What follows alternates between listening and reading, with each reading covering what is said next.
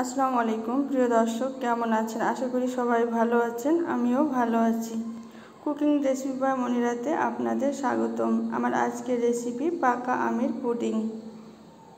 ঠান্ডা ঠান্ডা পুডিং খেতে অনেক মজা। চলুন দেখা যাক আমার আজকের এই রেসিপিটি আমি কিভাবে আমের পুডিং বানিয়েছিলাম। অনেক সুন্দর হয়েছিল। এখানে আমি পাকা আম নিয়েছি 4টা।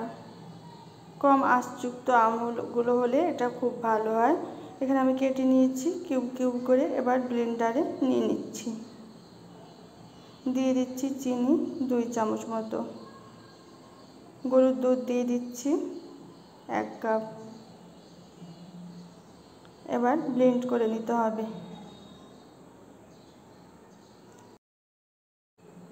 ব্লেন্ডারে খুব ভালোভাবে ব্লেন্ড করে নিয়েছি।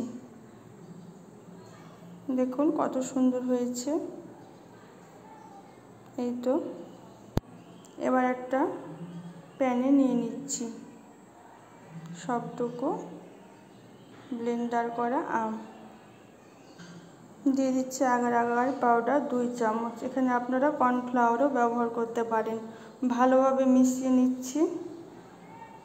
ভালোভাবে মিশিয়ে নেওয়ার পর চুলায় দিয়ে দিচ্ছি। চুলায় বসিয়ে দিয়েছি। 1 মিনিট মতো জাল করব। এটা যখন ঘন হয়ে আসবে তখন নামিয়ে নিতে হবে। এটা এমনিতেই ঘন, শুধু একটু জাল করে নিতে হবে।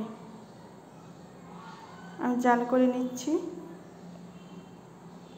হয়ে গিয়েছে আমার জাল করা। আমি নামিয়ে রেখে দিব।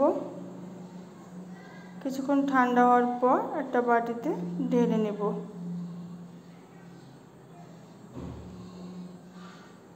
এভাবে ফুটে উঠলে নামিয়ে নিতে হবে।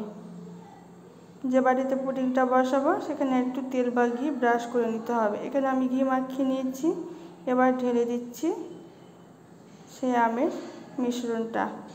এবার নর্মাল ফ্রিজে রেখে দেব 1 ঘন্টার জন্য। 1 ঘন্টা পর বের করে নিয়েছি। দেখুন সেট হয়ে গেছে পুডিংটা।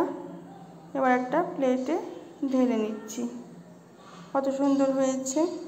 কেমন লাগলো আমার আজকের এই রেসিপিটি অবশ্যই সবাই কমেন্টে জানাবেন। সবাইকে অনেক ধন্যবাদ জানাচ্ছি আমার ভিডিওটি দেখার জন্য। ভালো লাগলে অবশ্যই ট্রাই করবেন এবং সবার সাথে শেয়ার করবেন। এই গরমে ঠান্ডা ঠান্ডা আমের পুডিং খেতে খুব ভালোই লেগেছিল। সবার জন্য অনেক দোয়া ও ভালোবাসা রইল। সবাই অনেক বেশি ভালো থাকবেন। আল্লাহ হাফেজ।